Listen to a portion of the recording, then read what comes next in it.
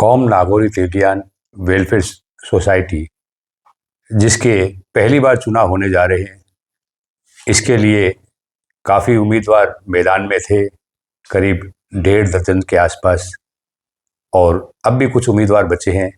चुनाव 3 पदों पर होने हैं और हमारे बीच एक लंबे समय से कार्य कर रहे जनाब हाजी हसन साहब खिलजी, जो आप कैशियर पद के उम्मीदवार थे, खजांची पद के उम्मीदवार थे, और आपके सामने भी 2 कैंडिडेट थे, लेकिन उन लोगों ने आपका सम्मान करते हुए नाम वापस भी लिए।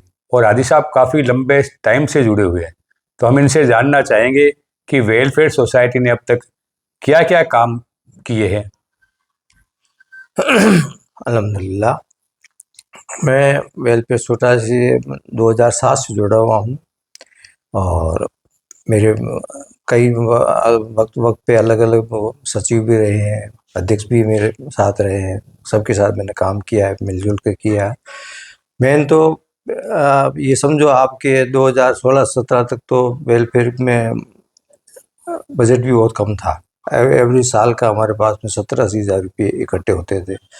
और शुरू में जो हुआ था उसमें जैसे ये अपने अध्यक्ष थे मुश्ताक साहब, उन्होंने एक तो ये कहा कि हर महीने अपन 400 रुपये ऐसी औरतों को देंगे, बेवाओं को, जो बेवा है उनको ज़रूरत के हिसाब से, तो वो हमने हर महीने उनको देते, गुपचाप जाकर दे देते थे। तो एक बार वो किया था। और फिर ज़रूरत के हिसाब से जैसे कोई बीमार हो गया या हॉस्पिटल में कोई दवाएँ दिला दी, वो भी हम दिलवाते थे। शादी ब्याह में भी कई जिसको ज़रूरतमंद वो देते हैं।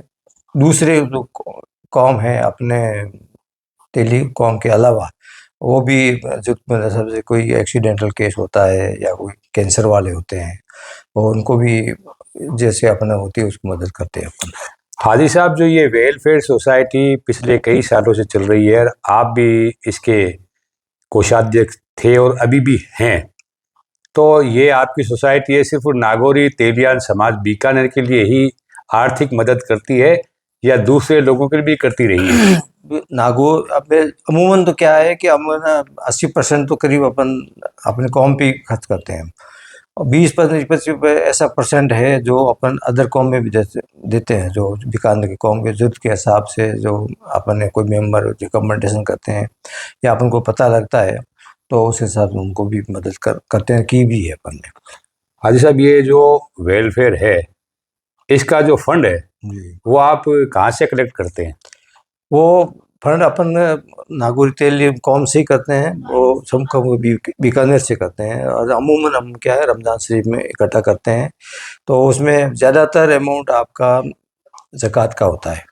अच्छा। और कुछ लोग जो ज़कात के नाम से नहीं देते, तो वो कह के देते हैं कि भाई ये हमारा इमदाद का पैसा है, और अमूमन ज़्यादा पैसा ये 95% हमारा ज़कात का ही है। तो हाजी साहब, आपके पास ज़कात का बहुत ज़्यादा पैसा होता है और बाकी जो इमदाद है वो कम आती है, लेकिन जो दूसरे प्रोग्राम होते हैं तो उसके लिए आप लोग पैसा कहाँ से मैनेज करते हैं? कैसे प्रोग्राम? जैसे सामूहिक विवाह है या किसी की दूसरी शिक्षा के लिए हेल्प करनी है? नहीं, सामूहिक विवाह वगैरह में हम वेलफेयर का पैसा नहीं लगाते हम। मदद के हिसाब से किसी को देना होता है ना, तो वो ऐसा है कि ज़कात का जो मुस्तहक़ होता है, लेने वाला होता है, वही लेता है, हर एक लेता है, उनको सबको पता है, जो लेते हैं उनको पता है कि ज़कात का पैसा है।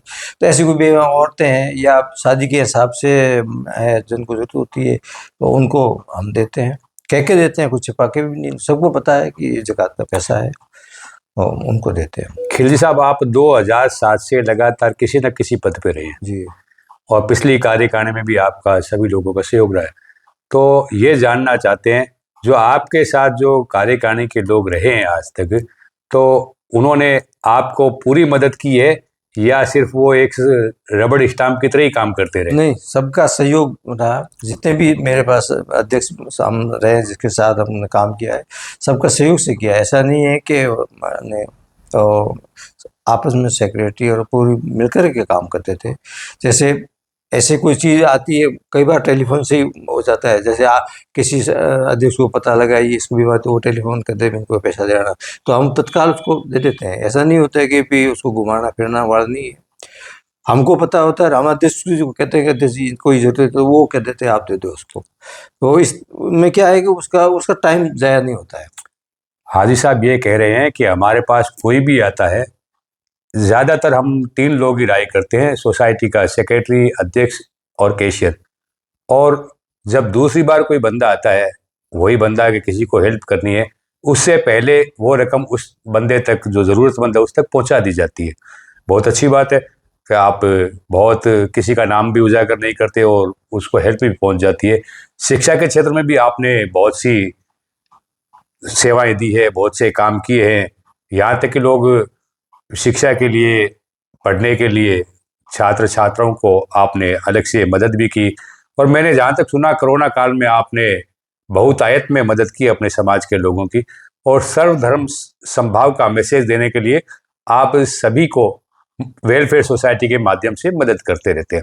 तो हाजी साहब, ये जो चुनावी प्रक्रिया अभी चल रही है, आज तक चुनाव नहीं हुए, जैसा मैं देख रहा हूँ, ये जो चुनावी प्रक्रिया है और जो चुन के लोग आएंगे उनमें, और जो पहले आप लोग बैठक करते थे, एक आम सहमति से अध्यक्ष, सेक्रेटरी और कैशियर बन जाते थे, इसमें उस जो पहले वाली है उसमें क्या अंतर रहेगा? नहीं, अंदर कुछ नहीं। वो जो वर्किंग कार्यकारिणी जो थी आपके कार्यकारिणी वर्किंग कमेटी, वो कमेटी, ये कमेटी में कोई फर्क नहीं है, चुनाव में भी कोई फर्क नहीं। पहले कौम के मौजी बैठे सब बैठ कर चुन लेते भी, ये सदर होगा, ये अध्यक्ष होगा, ये आपका सेक्रेटरी होगा, ये है ना।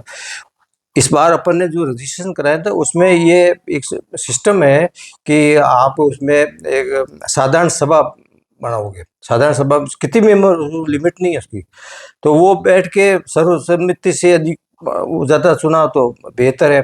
अब सर्वसम्मति का मतलब ये होता है कि अब जैसे आपके पास में अभी इस वजह से मान लो 500 550 मेंबर जो भी हो गए, तो सर्वसम्मति का ये होता है कि आप बैठ के 500 आदमी कह दे कि भाई ये सदर है, ये तो वो केस हुआ नहीं। उसमें क्या, लोगों ने फॉर्म भरे। अव्वल तो यदि सर्वसम्मति होता है तो वो फॉर्म भरते नहीं। दूसरा, फॉर्म भरने के बाद जो वापस नाम उठाने का था उसको, तो यदि उठो तो भी सर्वसम्मत नहीं हुई, इसलिए फिर ये चुनाव का उसके अलावा साधन भी नहीं था आपके। शुक्रिया।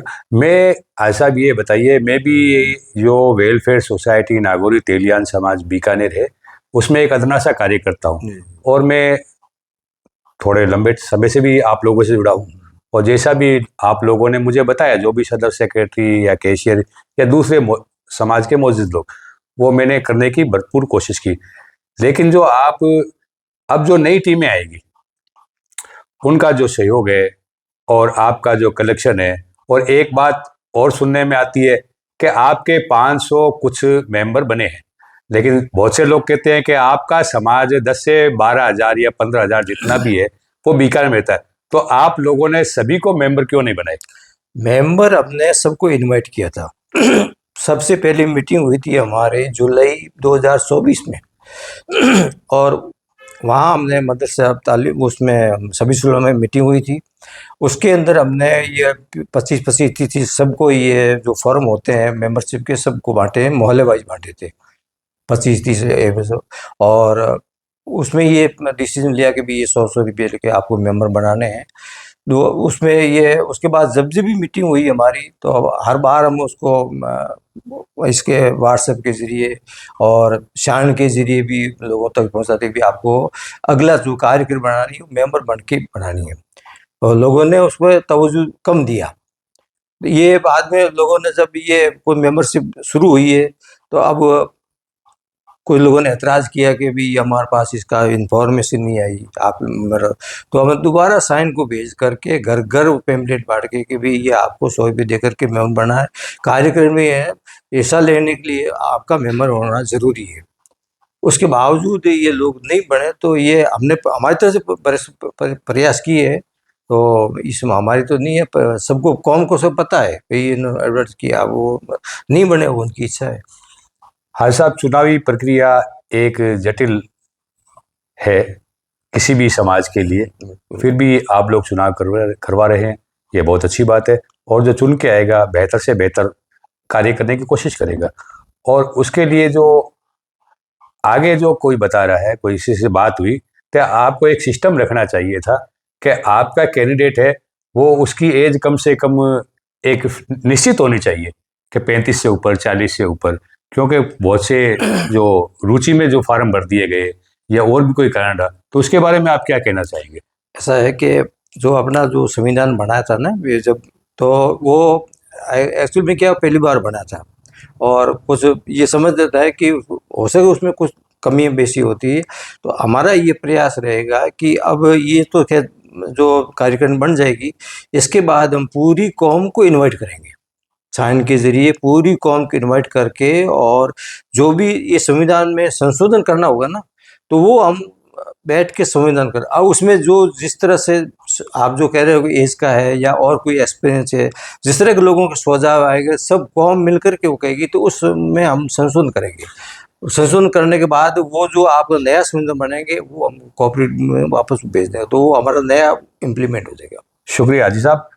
आज हमारे बीच कोषाध्यक्ष हाजी हसन खिलजी साहब से बात हो रही थी इस बाबत, और हाजी हसन साहब खिलजी एक ऐसी शख्सियत है जो आप इस नागौर तेलियान वेलफेयर सोसाइटी में निर्विरोध चुने गए हैं, और मैं आपको बहुत बहुत मुबारकबाद देता हूं। और जो कल इंशाअल्लाह शांतिपूर्ण मतदान के बाद जो सदस्य निर्वाचित होंगे अध्यक्ष और सचिव के लिए, उनको मेरी अग्रिम शुभकामनाएं। मैं कैमरामैन के साथ अब्दुल रऊफ राठौड़, बीकानेर।